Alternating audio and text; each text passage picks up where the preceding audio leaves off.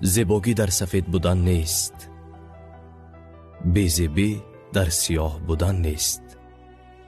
مگر کفن سفید نیست ولی دهشتناک است.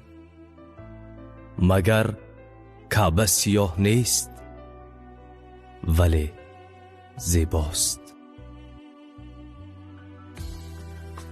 اساس اخلاق انسان است، نه محضر.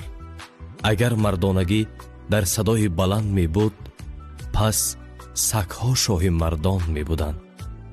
از مرد خردمند پرسیدند: تاریکترین جای جهان کجاست؟